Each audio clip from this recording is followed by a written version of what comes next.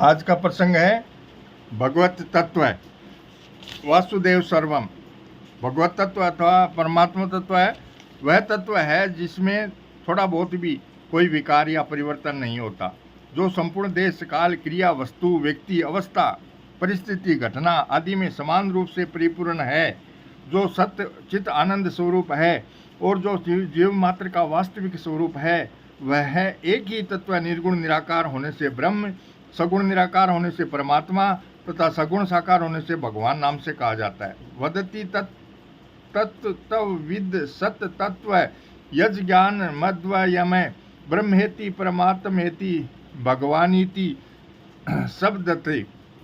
वही एक तत्व संसार में अनेक रूपों से दिख रहा है। जिस प्रकार सोने से बने गहनों में नाम सकल उपयोग तोल और मूल्य अलग अलग होते हैं और ऊपर से मीना आदि होने से रंग भी अलग अलग होते हैं, परंतु इतना होने पर भी सोने में कोई अंतर नहीं आता, वह वैसा का वैसा ही रहता है। इसी प्रकार जो कुछ भी देखने सुनने जानने में आता है उन सब के मूल में एक ही परमात्मा तत्व विद्यमान है।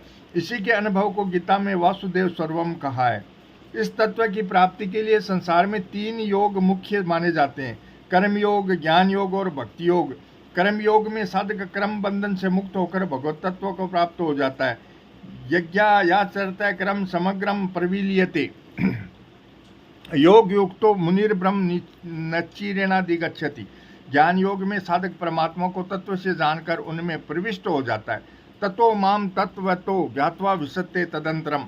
भक्ति योग में साधक अनन्य भक्ति से भगवान को तत्व से जान लेता है, उनके प्रत्यक्ष दर्शन कर लेता है और उनमें प्रविष्ट हो जाता है। गीता में भगवान कहते हैं, भक्तिया तव नया शक्य अहमेव विधो अर्जुन ज्ञातु दृष्टु च तत्वेति प्रविष्टु च परंतप। साधक अपनी रुचि विश्वास और योग्यता के अनुसार चाहे योग मार्ग से चले, चाहे ज्ञान मार्ग से चले, चाहे भक्ति मार्ग से चले, आखिर में इन सभी मार्गों के साधकों को एक ही तत्व प्राप्ति होती है। वह एक ही तत्व शास्त्रों में अनेक नामों से कहा गया है। उस तत्व का अनुभव होने के कारण फिर कुछ भी करना जानना और पाना शेष नहीं रहता।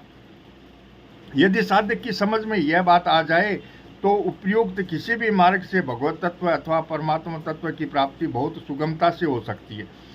कारण यह है कि परमात्मा सब देश काल वस्तु व्यक्ति आदि में ज्यों के त्यों विद्यमान है, उनका कभी कहीं अभाव नहीं है। इसलिए स्वतः सिद्ध नित्य प्राप्त परमात्मा तत्व की प्राप्ति में कठिनता का प्रश्न ही नहीं है। नित्य प्राप्त परमात्मा की प्राप्ति में कठिनाई प्रतीक होने का प्रधान कारण है सांसारिक सुख की इच्छा।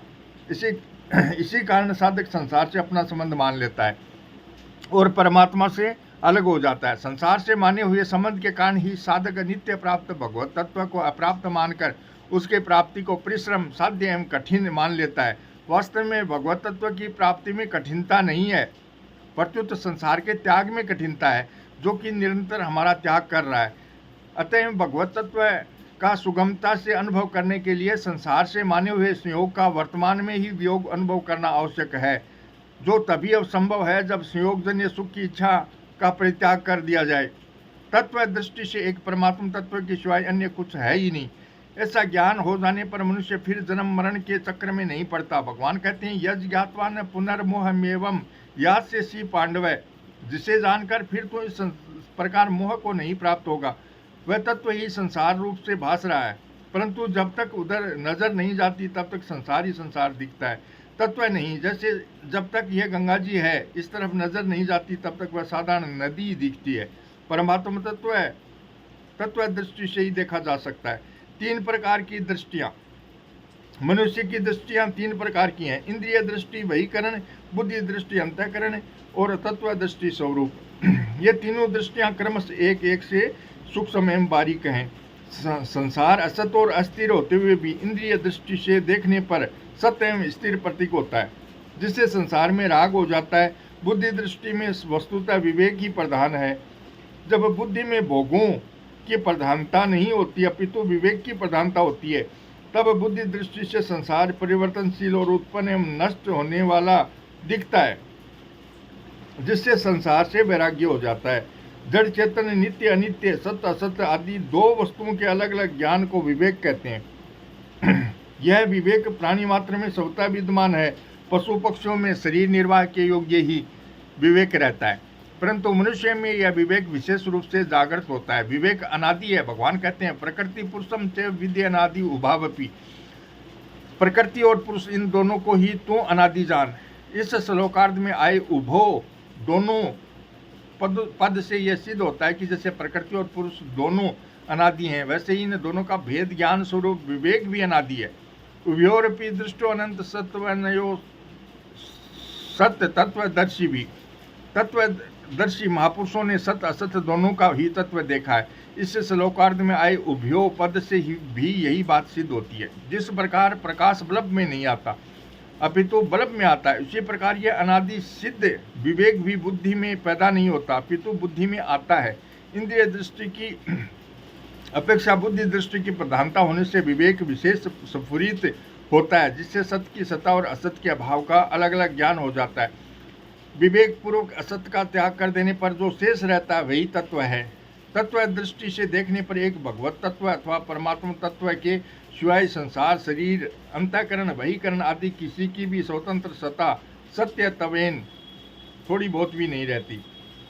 तब एकमात्र वासुदेव सर्वम, सब कुछ वासुदेव ही है, इसका बोध हो जाता है। इस प्रकार यह संसार बहिकरण इंद्रियों से देखने पर नित्य एवं सुखदायी, अंतःकरण बुद्धि से देखने पर अनित्य एवं दुखदायी तथा तत्व से देखने पर परमात्मा स्वरूप दिखाई देता है।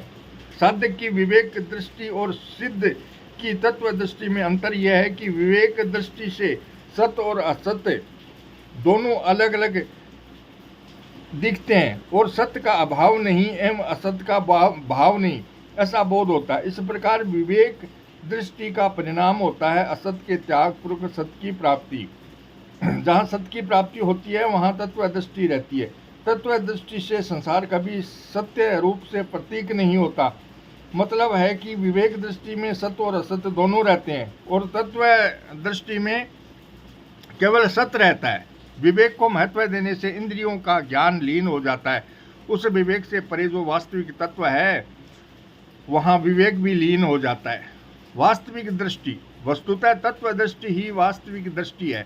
इंद्रिय दृष्टि और बुद्धि दृष्टि वास्तविक नहीं है, क्योंकि जिस धातु का संसार है उसी धातु की ये दृष्टियां हैं। अतः ये दृष्टियां सांसारिक अथवा पारमार्थिक विषय में पूर्ण निर्णय नहीं कर सकती। तत्व दृष्टि में ये सब दृष्टियां लीन हो जाती हैं। जैसे रात में बल्ब जलाने से प्रकाश होता है, परंतु वही बल्ब यदि दोपहर में जलाया जाता है तो उसके प्रकाश का भान तो होता है, पर उस प्रकाश का कोई महत्व नहीं रहता। वैसे ही इंद्रिय दृष्टि और बुद्धि दृष्टि अज्ञान अथवा संसार में तो काम करती है, पर तत्व दृष्टि हो जाने पर इन दृष्टियों का उसके सामने कोई महत्व ही नहीं रह जाता। ये दृष्टियां नष्ट तो नहीं होती, पर प्रभावहीन हो जाती हैं। केवल सच्चिदानंद रूप से एक ज्ञान शेष रह जाता है, उसी को भगवत तत्व या परमात्मा तत्व कहते हैं। वही वास्तविक तत्व है, शेष सब अतत्व है। साध्य तत्व की एक रूपता, जैसे नेत्र तथा नेत्रों से दिखने वाला दृश्य दोनों सूर्य से प्रकाशित होते हैं, वैसे ही बहिकरण अंतःकरण विवेक आदि सब उसी परम प्रकाशक तत्व से प्रकाशित होते हैं। तस्य भाषा सर्वमिदं भवाति, जो वास्तविक प्रकाश अथवा तत्व है वही संपूर्ण दर्शनों का आधार है। जितने भी दार्शनिक हैं प्राय उन सब का मतलब उसी तत्व को प्राप्त करने में है। दार्शनिकों की वर्णन शैलियाँ तथा साधन पद्धतियाँ तो अलग अलग हैं, पर उनका मतलब एक ही है। साधकों में रुचि, विश्वास और योग्यता की भिन्नता के कारण उनके साधनों में तो भेद हो जाते हैं, पर उनका साध्य तत्व वस्तुतः एक ही होता है। कहा भी है, नारायण अरु नगर के रज्जब राह अनेक, भावे आवो किधर से आगे अस्तल एक। दिशाओं की भिन्नता के कारण नगर में जाने के अलग अलग रास्ते होते हैं। नगर में कोई पूर्व से जाता है, कोई पश्चिम से जाता है, कोई उत्तर से जाता है और कोई दक्षिण से जाता है, परंतु अंत में सब एक ही जगह पर पहुंचते हैं। इसी प्रकार साधकों की स्थिति की भिन्नता के कारण साधन मार्गों में भेद होने पर भी सब साधक अंत में एक ही तत्व को प्राप्त होते हैं। इसलिए संतों ने कहा है, पहुँचे पहुँचे एक मत, अन पहुँचे मत और, संत दास घड़ी अरट की ढूरे एक ही ठोर। प्रत्येक मनुष्य की भोजन की रुचि में दूसरे से भिन्नता रहती है, परंतु भूख और तृप्ति सबकी समान ही होती है। अर्थात अभाव और भाव सबके समान ही होते हैं। ऐसे ही मनुष्यों की वेशभूषा, रहन सहन, भाषा आदि में बहुत भेद रहते हैं, परंतु रोना और हंसना सबके समान ही होते हैं।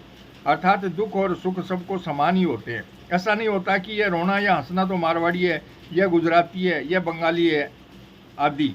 इस प्रकार साधन पद्धतियों में भिन्नता रहने पर भी साध्य की अप्राप्ति का दुख और प्राप्ति का आनंद सब साधकों को समान ही होते हैं।